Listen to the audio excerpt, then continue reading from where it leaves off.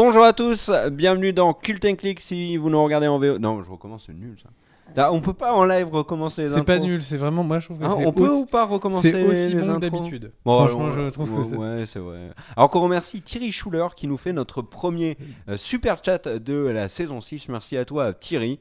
Les autres, il faut vous manier un petit peu. Alors, on... je rigole. On y C'est un va. peu violent quand même. Non. Ah bah oui, mais les gens savent qu'on rigole.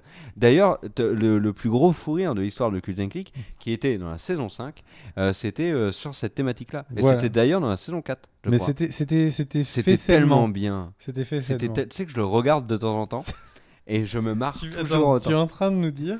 Je regarde cette... Pendant qu'on est tous ensemble, tu es en train de nous dire que de temps en temps tu te regardes toi-même sur Cult & Click. Non, je regarde Tu le repasses moment où devant. on s'est marré. Ah ouais, j'étais pas mal. Non, ça, oui, ça aussi je le fais, mais toi aussi. Tu m'appelles souvent pour dire, t'as vu comme j'étais bien sur cette vanne et tout. Non, je rigole. Mais, Est-ce que c'est arrivé une fois en... mais non, mais en 8 bref, ans, le fou rire, moi je le regarde assez régulièrement, j'aime beaucoup. D'ailleurs, on pourrait le rediffuser un jour pour les gens qui l'ont pas vu. Alors, puisqu'on est en train de faire du Du blabla complètement hors et, sujet, et pour avec vous en les gens parler. qui sont en PLS et, Et qui nous donc demandent du ce qui se coup, passe. dans mes semaines de taf, Ouais. en fait, donc du coup, j'avais des week-ends sympas où je faisais les copies des disques durs de mes projets des années précédentes. Et du coup, en faisant toutes ces copies, j'ai retrouvé les 1 an de Cult & Click, la vidéo des 1 an de Cult & Click qu'on avait enregistré chez moi. Ah, pour Et Crossover, avec quand- le livreur. Et quand on avait commandé des pizzas, parce que c'était un live qui avait duré 6 heures, et quand le livreur est arrivé, il n'a pas compris que dans un appart, il y a des caméras, de la lumière et tout. Et je lui dis, viens, Pourtant, on est habillés. viens, petit livreur. Donc il était en confiance parce qu'il nous a vu qu'on était habillés et tout. Et donc du coup, il arrive et là, on le fait asseoir sur un canapé, on lui pose des questions sur Ouais. son film préféré. Et je pense qu'il faudrait qu'on le mette en extrait sur Ouais. sur la chaîne. On devrait faire un best-of et le vendre. C'est très orienté pognon ce soir. Donc en gros, juste on pensait juste le. Enfin moi je me suis dit que ce serait sympa de juste mettre l'extrait comme ça sur la chaîne. Tu veux faire ça gratos en plus. Non mais qu'est-ce que tu Mais nous tu as fais le cœur sur la main. Mais C'est merveilleux. C'est trop bizarre. Donc en tout cas voilà, donc c'est pour ceux qui étaient là à l'époque, Cult & Click c'était genre 150 viewers et c'était vraiment la folie parce qu'on avait appelé tous les cousins de Kerr et dans le Nord les cousins Il y en a ils beaucoup. sont nombreux. Mais j'ai aucun cousin Il dans faut- le Nord. il faut J'ai le aucun dire. cousin dans le Nord. Et du coup, en fait, il y avait vraiment pas beaucoup de gens à l'époque qui nous suivaient et du coup, je pense que pour tout le monde, ce serait marrant. Je pense que et le livreur, cette soirée-là, il a rien compris de ce qui s'est. Ouais, ce qui s'est ouais, passé. mais il a passé, il nous l'a dit en sortant, un des plus beaux moments de sa vie. Il m'a demandé c'est quoi. Il est parti, il m'a dit mais c'était quoi. J'ai dit non, c'est juste entre nous. Ouais, on vous remettra ça, on essaiera de les retrouver. Moi, je les ai, hein, ces vidéos-là. Tu les as toi? Ouais, je les ai. Ouais. Dis ça. Bah oui, je les ai. Ouais. Non mais quoi? T'as la vidéo du Les livreur vidéos, ouais, je les ai. Tu les avais? Eh oui. Mais je me suis galéré à aller chercher.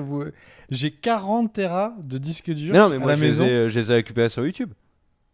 Tu sais, c'est une plateforme en ligne où il y a des vidéos. Tout. Mais il n'y a pas le livreur sur YouTube. Bah si. Non? Bah si. Tu me le doutes. Mais normalement non. Ah non. Ok, merci. On Pierre. enchaîne. Merci que je l'ai Pierre, pas. c'était On y génial. va, c'est parti pour notre partie coup de cœur. On y va pour l'into, t'es prêt? Vous êtes tous prêts, hein? Bien installés et tout? C'est parti. Bonjour à tous, bienvenue dans Cult & Click. Je suis Kerr et Big B. Bonjour. Et on est là aujourd'hui pour notre live de rentrée. Dans cette partie du live, on va parler de nos coups de cœur de l'été. Car pendant l'été, composé, comme vous le savez tous, des mois de juin, juillet et d'août, nous avons pu voir beaucoup de choses, beaucoup de séries, beaucoup d'animés, beaucoup de matchs de foot, mais ça on n'en parlera pas. Et du coup, on va vous parler un petit peu de ce qu'on a vu de mieux, de plus meilleur, comme on peut dire parfois, Alors, au cours de l'été. je tiens juste à être très clair et à être honnête avec vous. Avant de préparer cette vidéo, il y a eu comme une dissension. Kerr ayant vu des milliers de films cet été, tu en as vu combien? Une centaine? Non, pas autant. Une petite centaine. Non, une cinquantaine de films Et une et trentaine de séries complètes. Non, un peu plus.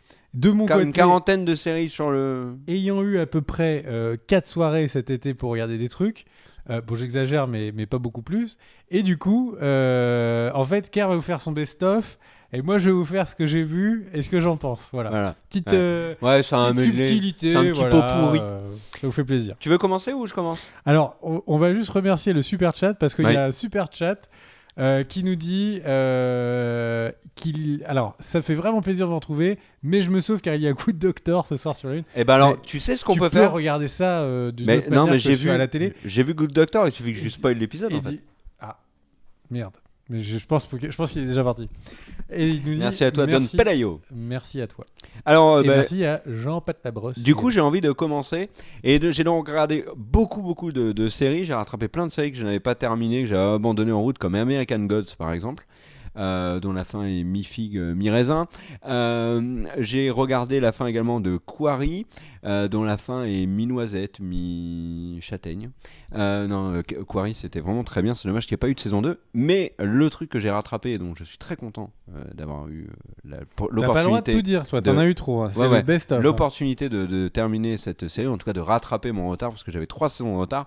C'est Orange is the New Black, la série donc de Netflix, qui se passe donc dans le pénitencier pour femmes de Litchfield. Alors, je vais pas vous raconter l'histoire parce que ça n'aura aucun sens, puisque là j'ai vu 4, 5, 6. Juste vous conseiller chaudement de regarder cette série qui est un petit peu tombée dans l'oubli, je trouve. Et c'est dommage parce que Orange is the New Black, c'est un fabuleux casting. Des actrices qu'on découvre avec cette série qui jouent tous très bien. Un petit air de Oz pour ceux qui connaissent la série Oz, mais bien évidemment en beaucoup moins bourrin et en beaucoup moins sombre que Oz. Beaucoup d'humour dans Orange is the New Black, mais alors vraiment la grande force de cette série, je trouve, c'est cette capacité à enchaîner des moments de vraie tendresse ou de vraiment drôles, des moments qui sont touchants, avec des moments qui sont extrêmement dur, et notamment sur la fin de la saison 6, dans le dernier épisode, c'est continuellement ça, il n'y a pas de case et c'est constamment ça. Nous avons donc des scènes qui vont vous faire rire, il y a des scènes qui parfois vont essayer de vous faire pleurer, et il y a une scène sur l'immigration, mais c'est d'une violence, mais vraiment. Et ça, c'est un petit peu ce qu'arrive à faire Orange is the New Black. C'est une série qui, moi, me surprend beaucoup, qui me plaît beaucoup. Beaucoup de personnages qui sont très attachants. Et un truc qui est très réussi dans la série, c'est à la fin de la saison... Alors déjà, ce qu'il faut comprendre, c'est que la saison 5 est extrêmement étonnante vraiment dans la manière sur son sujet, la manière dont elle est construite. La saison 6 aussi, avec un début qui est très très dur, je trouve, à regarder, très oppressant. Mais un truc qui, moi, m'a choqué, c'est la capacité qu'a la série à renouveler son casting. C'est-à-dire, bon, c'est une prison, alors il y a des aléas dans une prison, il y a des gens qui partent, il y a des gens qui y arrivent, etc. Entre la 5 et la 6, ils renouvellent beaucoup de personnages. Et tu commences la saison 6 en disant non mais elle y est plus, ça va être ingérable, comment je vais faire pour apprécier cette série sans ces personnages là, et en 2-3 épisodes c'est oublié parce qu'ils ont réussi à intégrer d'autres personnages très réussis. Donc Orange is the New Black, vraiment je ne saurais que trop vous conseiller cette série. Mais ça fait vraiment partie des meilleures séries que j'ai vues cette année. Tu sais ce que j'en pense. Moi, j'ai regardé 3 saisons et je trouve juste qu'on se fait horriblement chier. Alors, c'est un problème qui est récurrent à Netflix et qui est en train aujourd'hui d'être de plus en plus évoqué, notamment sur les réseaux sociaux. C'est la durée des épisodes de... Ça m'a été adressé par la vice-présidente de Netflix. Mais le format 13 épisodes par saison, ça ne convient pas, et notamment à Orange is the New Black qui gagnerait largement à être limité à 10 épisodes. Et les épisodes... par exemple, il y a des épisodes de Luke Cage saison 2 au secours, la saison en entière.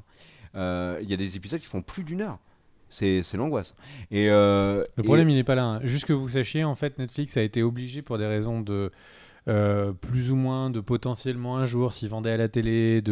En fait, quand ils sont allés faire toutes ces séries, en fait, ils les ont achetées à des grosses boîtes de production, et la manière dont les boîtes de production américaines vendent les séries, c'est sur des formats 12, 24, c'est assez normé sur un nombre d'épisodes. Et du coup, Netflix s'est retrouvé avec trop d'épisodes par saison pour une logique de on regarde tout dans un week-end. Et là, enfin, ils vont réussir à réduire le nombre d'épisodes par série. Ouais, par saison. De série. Mais honnêtement, alors il y a plein d'autres raisons qui font que par exemple, Luke Cage, ça fonctionne pas. Mais la durée. Mais il y a des fois, l'épisode commençait et là, je voyais le compteur 1h10. Je fais oh, j'ai piscine. Et j'arrêtais, tu vois. Mais une série qui a un épisode très long, Game of Thrones peut avoir un épisode très long, ça ne me pose pas de problème. C'est la qualité des mais bien évidemment. Tu vas pas chouiner devant 1h10 de Game of Thrones. Moi, je vais juste, du coup, vous parler d'un visionnage coup de cœur. J'ai revu tous les Missions Impossibles. Je me suis tapé ça sur un week-end. Et en fait, la raison à ça, c'est que j'ai vu au cinéma Mission Fallout. Impossible Fallout, mon gars, comme dirait l'autre. Et le truc, c'est que j'ai, pendant vraiment la première heure du film, j'étais vraiment surpris, pendant qu'on remercie Jean-Noël Tadei sur le super chat, j'étais vraiment surpris par le film. Et donc là, c'est le moment où je fais la critique du film, vu qu'elle n'aura pas lieu à un autre moment. Et le truc, c'est que les premiers 3/4 d'heure, première heure, je me suis demandé si en fait j'étais pas en train de regarder le nouveau film du niveau du Dark Knight, qui pour moi est le meilleur film d'action des 20 dernières années. Et le truc, c'est que je me demandais vraiment si on en était à ce niveau-là. Et j'étais vraiment surpris parce que tout était fait avec intelligence. On sait très bien que, que Ethan Hunt, donc le personnage joué par Tom Cruise, ne va pas mourir parce que c'est Tom Cruise. Et du coup, les enjeux, les trucs se passent plutôt sur est-ce qu'il va garder son âme au cours des missions. Et ça porte un débat où vraiment l'écriture, la réalisation, c'est incroyable. La partie Paris du film, je n'ai que des compliments à faire. Ça reste un film d'action, mais un film d'action extrêmement bien ciselé et avec ces idées, cette mise en scène vraiment qui a un rythme qui est cadencé, qui va très très vite. Le moment où ils font du hello jump, donc c'est quand on saute très très haut en altitude et on tire son parachute très très bas. Quand ils font ce hello jump au-dessus donc du Grand Palais de Paris, la scène est ouf. Il y a vraiment vraiment beaucoup de trucs qui sont, que moi j'ai trouvé excellents dans ce film. Et par contre, la deuxième partie, on se fait chier. Le film dure plus de 2h30. Le film aurait pu faire 1h45 et être exceptionnel. Là, ils ont étiré.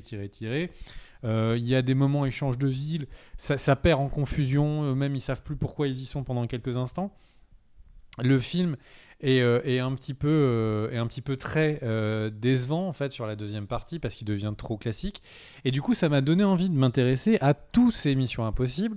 Et en fait, parce que j'ai vraiment l'impression, pour moi, les Missions Impossibles, les derniers en tout cas, Les derniers étaient très bons. le Ghost Nation et Protocol, Rogue Nation et Ghost Protocol, en fait, étaient des très bons films, mais qui étaient un peu passés à l'as parce que c'était des films licence Mission Impossible. Et je me suis Ils ont eu de très très très bonnes critiques quand même. Oui, mais c'est pas des succès Mais ça incommensurables. n'a jamais été des succès de fou. Détrompe-toi, parce qu'en fait, le premier, le troisième sont des gros cartons box-office, pas Infinity War, on est d'accord, mais au rapport de l'investissement blockbuster et des scores de Paramount, c'est excellent. Ah non, mais alors les autres aussi, ils sont tous à 600, 700 millions. Et le truc, c'est que, en fait, quand on regarde le premier Mission Impossible, il était il y a 20 ans. Non mais, déjà, Jean Reno. c'est clair que Tom Cruise est un vampire. Parce que c'est pas possible de pas vieillir comme ça. Mais C'est il a joué dans Entretien avec un vampire, c'est pas pour rien. Non mais concrètement, il doit se faire changer le sang tous les jours. Enfin, il y a un truc, il y a des enfants qui disparaissent. Je ne veux pas lancer de rumeurs. On va avoir des problèmes. Non mais le truc, c'est que c'est juste incroyable à quel point il change pas. Mais surtout, les films ont à chaque fois eu une vraie tonalité. La première tonalité qui est vraiment Brian De Palma, on sent la réalisation, la mise en scène. Pas terrible, On est sur quelque chose qui est pas si mal. Encore une fois, la fin est mauvaise et c'est en fait un truc qui est vraiment constant dans Il y a toutes les Missions Emmanuel Impossibles. Béard qui joue dedans. Exactement. Tous les films ont d'excellents démarrages et très mauvaises fins. Et en fait, le film à l'époque, très bon, pas novateur mais très bon. Ensuite, on part sur un deuxième qui était fait par John Woo, donc réalisateur John Woo, qui avait le vent en poupe à cette époque-là. Et le 2, il est catastrophique. Il est vraiment pas bon. Parce que John Woo a déconné, parce que John Woo a eu un succès incroyable quand il a fait ses films hongkongais. Il arrivait avec une hype de fou, et après il a fait que des films qui, moi, je trouve nuls. Le double volte-face, je trouve ça catastrophique. Quoi Non. Quoi Non mais c'est. Non, mais attends. Vous avez quoi Non mais c'est catastrophique. Bon, ok. Quoi T'as Volte-face, le film avec John Travolta et Nicolas Cage. C'est du John Woo pour les enfants. Castor et Pollux Troy. En fait, le truc, c'est qu'on est à l'époque où, en gros, si quand tu J'adore lécher tu des vois abricots. les clins d'œil au film que John Woo Non, mais faisait. il est génial, Volte-Face. Bah, peut-être quand t'as 10 ans. Bah, j'ai vu, Encore. j'étais jeune. Et je préfère Last Action Hero. Mais Volte-Face, c'est Bon, un grand enfin bref, classique. et donc du coup, juste pour rentrer dans les détails, et en fait, cette licence, en vrai, je me suis rendu compte que le problème de cette licence n'est pas dans les films. Le problème de cette licence, il est dans Tom Cruise.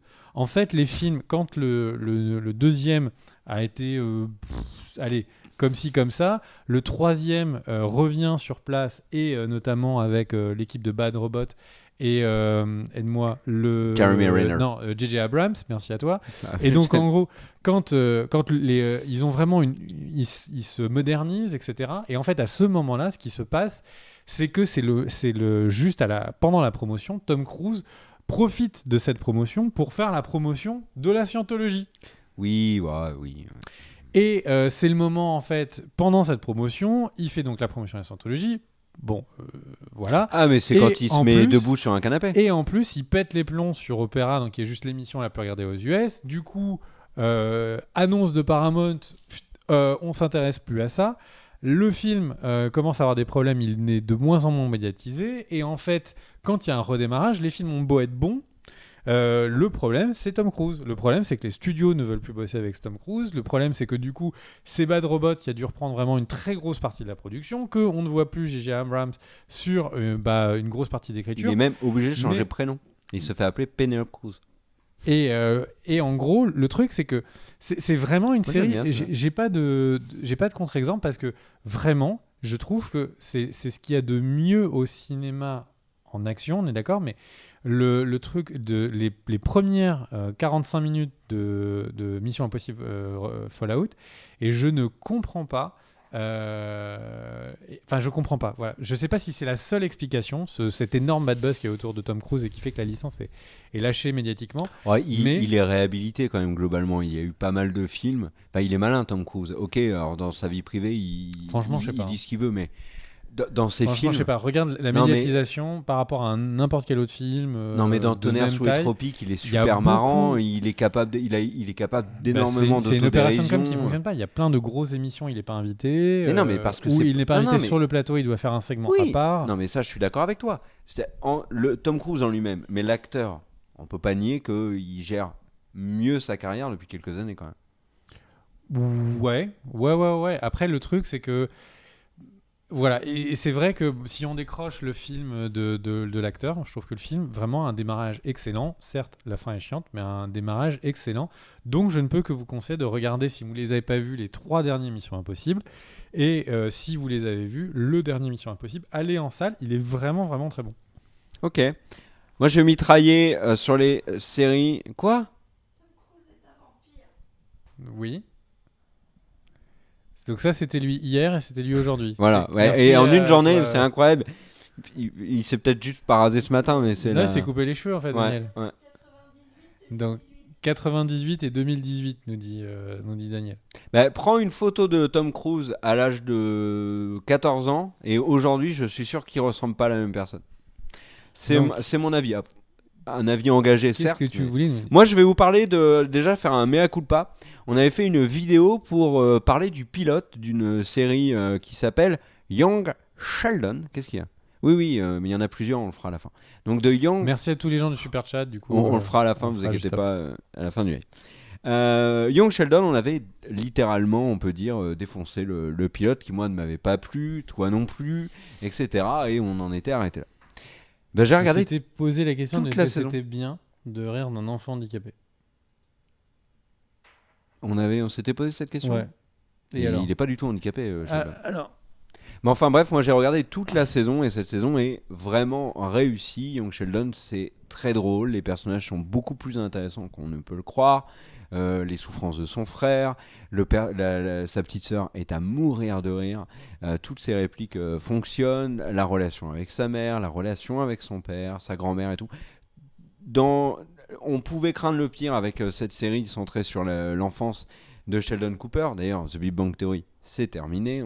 La saison prochaine sera la dernière, la 12. Sur d'ailleurs décision, enfin c'est Jim Parsons qui a voulu arrêter la série, donc la série s'arrête de fait. Mais là, dans Young Sheldon, moi j'ai énormément aimé les épisodes qui sont bien écrits, les personnages comme j'ai dit sont réussis. Bref, c'est vraiment vraiment réussi pour le coup pour une première saison. Je le mets vraiment au-dessus de Big Bang saison 11 et alors tellement au-dessus de ce qui est devenu Modern Family. La saison 8 de Modern Family que j'ai pu voir également cet été, qu'est-ce que c'est nul. Mais vraiment, c'est le malaise. Je comprends pas que cette série qui nous a fait autant marrer dans ses premières saisons soit tombée aussi bas. Il n'y a plus rien qui fonctionne dans Modern Family. Ça, c'était mon avis. Autre série, parce que je fais vite, t'as fait long sur Mission Impossible. Je vais vous parler de The Good Fight. The Good Fight, c'était un de mes très gros coups de cœur de l'année précédente. Donc The Good Fight, c'est quoi ? C'est un spin-off de The Good Wife. Vous savez, la série avec des avocats avec Juliana Margulies de Urgence. Donc en fait, The Good Fight, c'est quoi ? On suit cette fois un autre personnage, le personnage de Diane Lockhart, interprété par Christine Baranski, et elle vit une nouvelle aventure, enfin une nouvelle étape dans sa carrière. Elle devient avocate dans un cabinet réputé d'afro-américains. Et en fait, cette série est une perle, mais vraiment une perle. C'est beaucoup mieux que The Good Wife. Ça reprend en fait tous les codes, les éléments qui avaient bien fonctionné dans The Good Fight, mais ça, dans The Good Wife, mais ça les magnifie. Et la série est extrêmement intelligente. Elle ne fait qu'aborder des sujets de société et parfois des sujets qui sont très très étonnants. Trump est évoqué dans chaque épisode. Des éléments de la politique de Trump. La politique migratoire, notamment dans cette saison 2, il y a plein de choses, le système judiciaire américain, la place des femmes dans la société, et cette série est extrêmement intelligente, elle est toujours très juste, et elle est emmenée par un casting en béton armé, qui fait vraiment que The Good Fight, qui est une des séries dont on parle absolument jamais, est à mon avis vraiment une des meilleures séries américaines actuelles. Mais vraiment, c'est du très très lourd, The Good Fight. Lisez, alors si vous êtes sceptique, lisez d'autres critiques sur la série. Demandez à Christophe Butler de JV Le Max ce qu'il en pense. Ça se dit comme ça, Butler. Vraiment, The Good Fight, c'est excellent. Est-ce que, comme on arrive sur la fin du live, on fait pas un petit... Non, moi j'ai encore...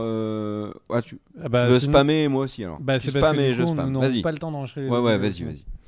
Alors du coup, je vais vous spammer très vite. Alors j'ai revu un vieux film qui s'appelle À la poursuite d'Octobre Rouge avec Sean Connery. Ce film est exceptionnel. Si vous les aimez les films d'espionnage, c'est un des mieux qu'il y ait eu. Voilà, allez regarder À la poursuite d'Octobre Rouge. Très très très très bon film sur... En gros, les Russes ont fait un sous-marin incroyable que personne ne peut entendre. On est en pleine guerre froide. Et le truc, c'est que le sous-marin disparaît. Et ni les Russes ni les Américains ne savent où il est. Il faut le trouver. Est-ce qu'il va attaquer les États-Unis ? Est-ce qu'il est en mission ? Est-ce qu'il va se casser, tourner sa veste et se casser du RSS ? Personne ne sait. L'autre chose dont je voulais parler, c'est l'épopée héroïque de Harlan. Est un anime que j'ai découvert parce qu'il est dans les animes à succès en ce moment sur Netflix, et je me suis dit un nouvel anime, faut que je regarde pour Cult Netflix, c'est incroyable et tout, et je me suis lancé, j'ai regardé toute la saison 1 quasiment, et la série en fait est de 2014, et c'est juste que Netflix a les droits depuis peu, et il y a une deuxième saison que je n'ai pas vue qui est de 8 épisodes et qui a été diffusée en 2016. Qu'est-ce que c'est ? Harlan est donc le prince héritier de Parsa. Voilà, donc on suppose que c'est la Perse. Et en fait, ce qui se passe, c'est que son père, un grand roi, en fait, suit un échec total dans une bataille, alors qu'il est considéré, et son armée est considérée comme invincible.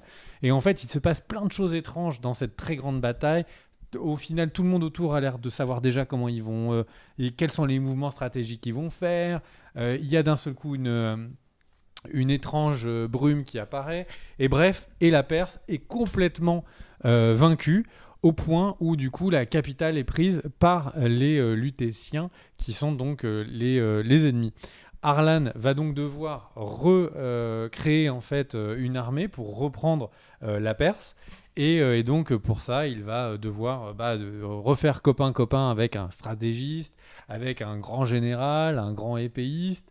Et du coup, comme ça, une équipe de 6-7 personnages principaux va se créer. Et puis petit à petit, ils vont avoir une armée qui va apparaître. C'est une série que j'ai trouvée vraiment, vraiment très chouette. Moi, j'étais dans une optique très, comment vous dire, j'avais l'impression au début que ça avait les promesses d'un petit berserk. Au final, ça n'a pas la noirceur ni la profondeur de développement des personnages qu'il y a dans Berserk, mais ça n'empêche pas que de suivre des personnages comme ça sur une période aussi importante fait que concrètement on a un vrai plaisir à les suivre. Ensuite, le deuxième anime que je peux vous conseiller, c'est Food Wars, qui est un anime sur la bouffe. En fait, on suit Ça s'appelle Cauchemar en cuisine en France. Non, Food Wars.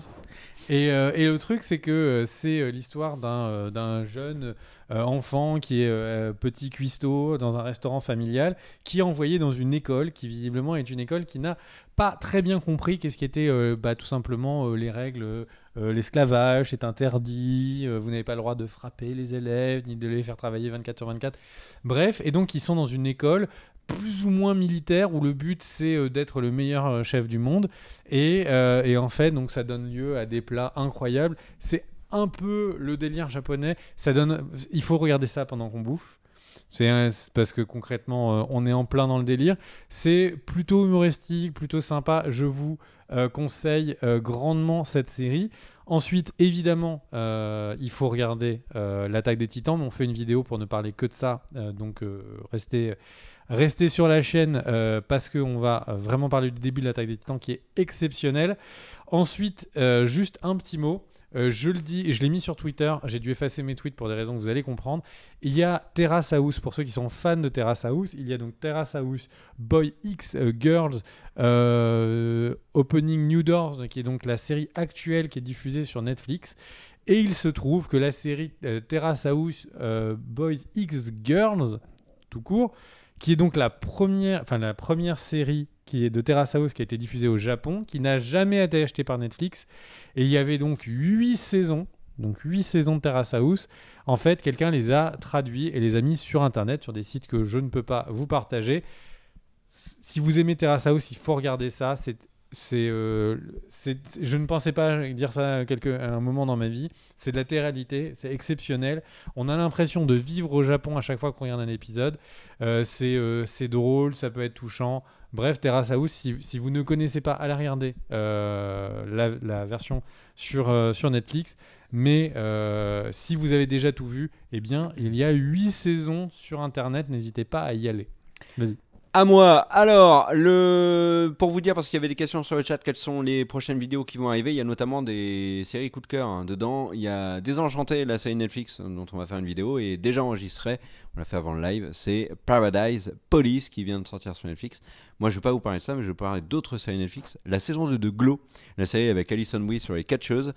Eh ben, je sais pas pourquoi, j'avais adoré la première saison. J'étais sceptique quand est arrivé la 2. J'ai traîné les pieds pour la garder. Mais quelle erreur, cette saison 2 est encore meilleure que la première.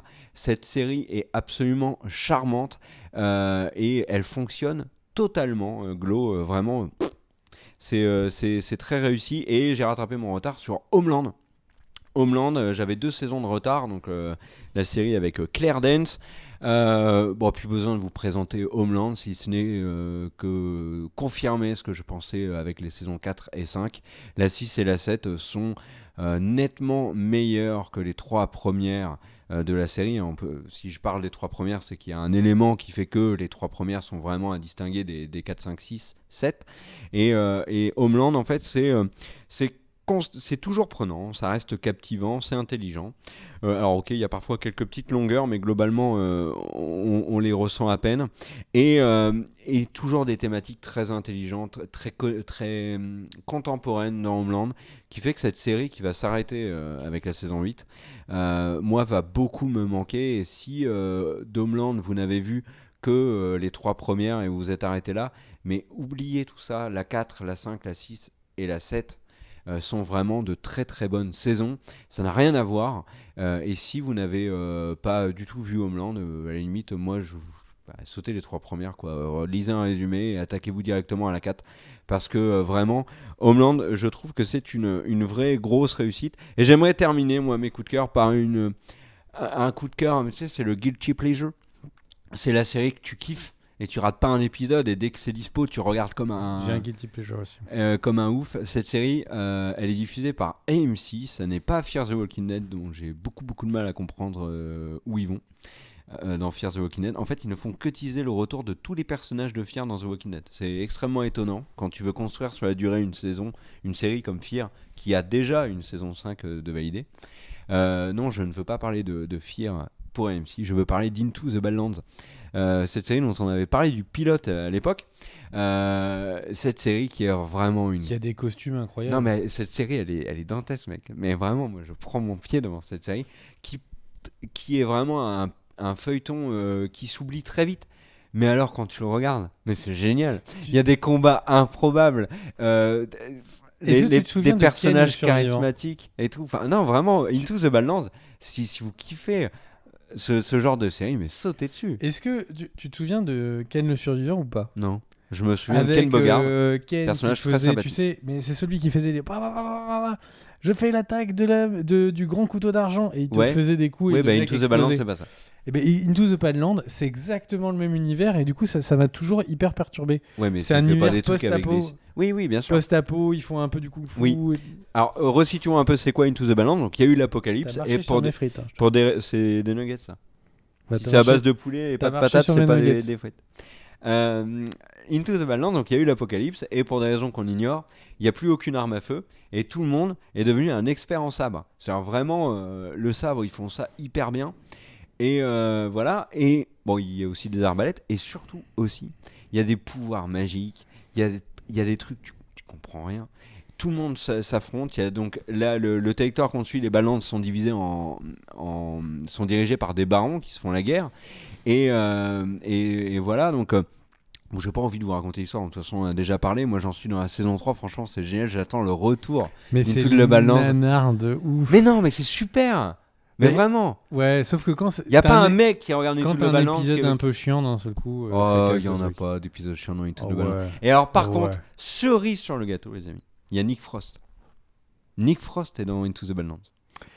Nick Frost de Shaun of the Dead. Je fais mon dernier shotgun. Ouais, vas-y. Alors, le dernier shotgun, je voulais vous dire que on n'en a pas parlé, mais Ker et moi, on est fans, mais vraiment fans de ouf de la série Wrecked. Ah oui. Voilà, c'est vraiment notre coup de cœur comédie. C'est la parodie de Lost. Si vous voulez regarder une série qui vous fait marrer cette fin d'été, ce début de rentrée, regardez Wrecked.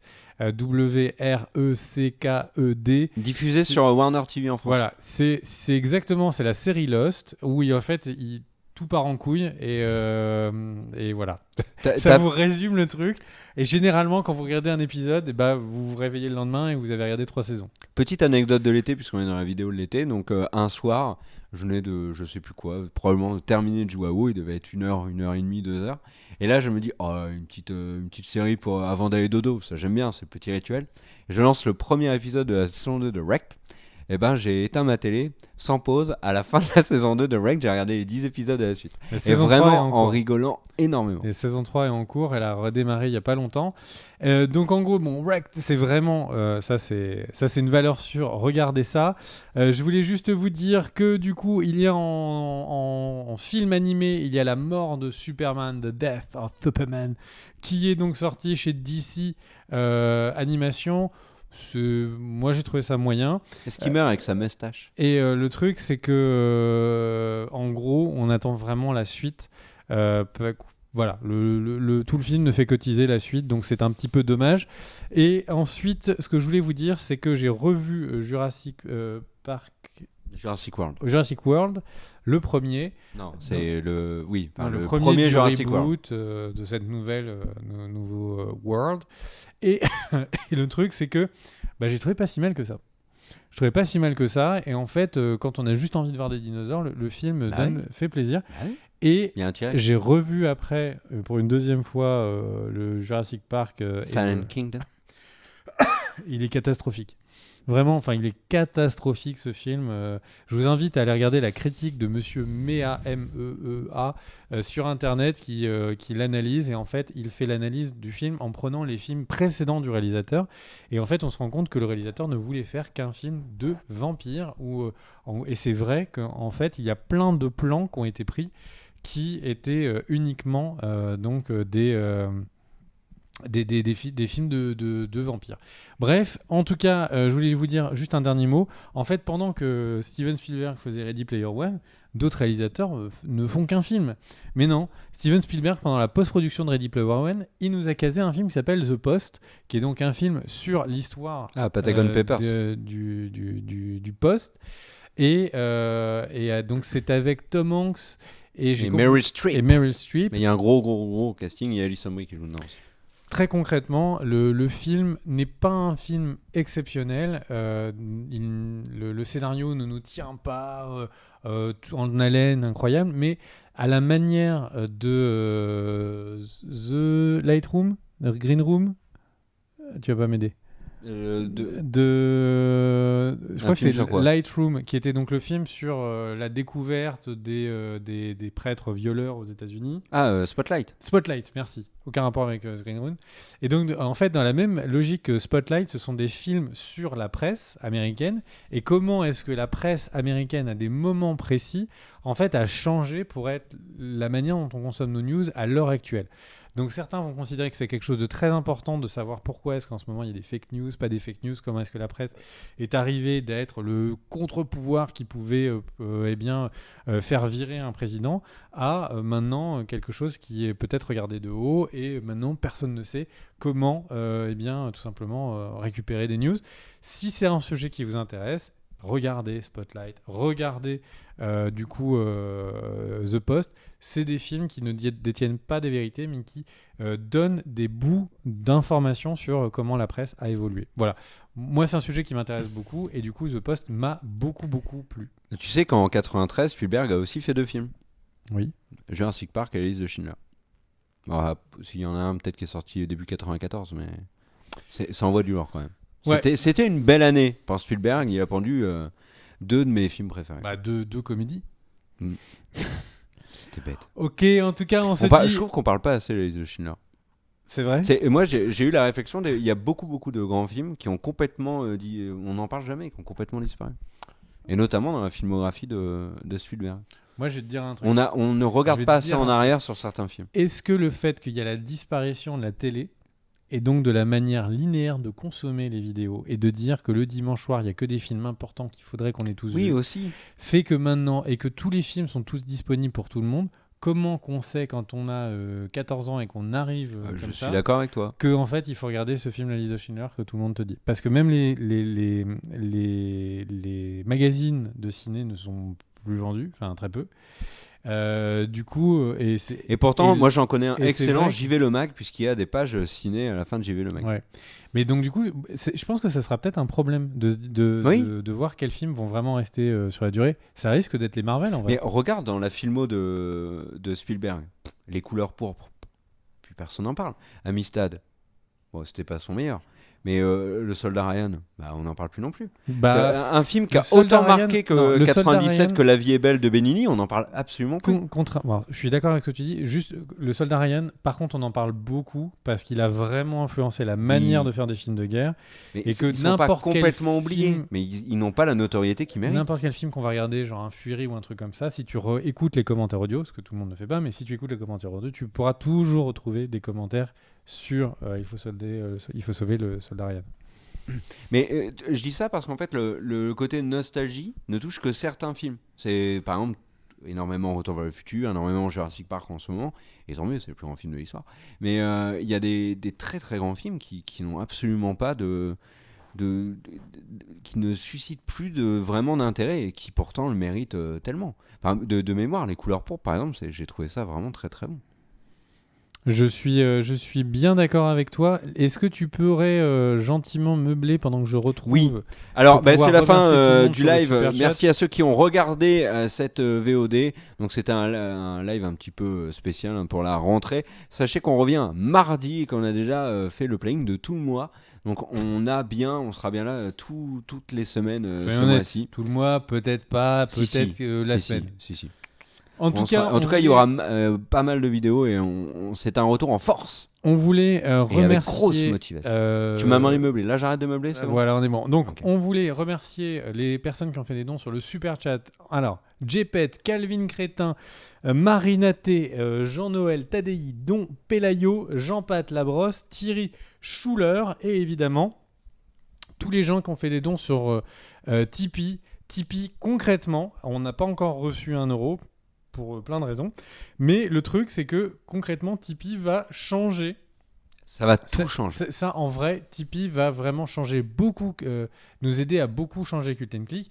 Là, on est quand le Tipeee tombera, on va pouvoir acheter du matériel pour que Kerr puisse faire des émissions de chez lui, que je puisse faire des émissions de chez moi. Et vous allez dire, mais qu'est-ce qu'on s'en fout ? Non, en fait, le truc, ça va nous permettre de faire des vidéos, un peu plus de vidéos. Et des fois où il y aurait eu des semaines où il n'y aurait rien eu, parce que le travail faisait que je ne pouvais pas venir sur le lieu de tournage ou que Kerr ne pouvait pas venir sur le lieu de tournage, on pourra enregistrer. Et ça, franchement, ça va du coup beaucoup améliorer notre vie sur de fait, notre possibilité de faire des vidéos. On Donc, a une merci idée. énormément Ouais. à tous les tipeurs.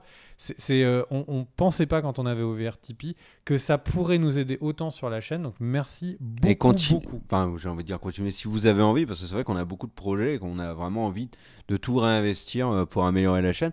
Et on a notamment une de nos idées folles avec la possibilité d'enregistrer chacun dans notre maison, c'est qu'on a prévu donc une spéciale Les Dents de la Mer, tous les deux dans notre baignoire respective.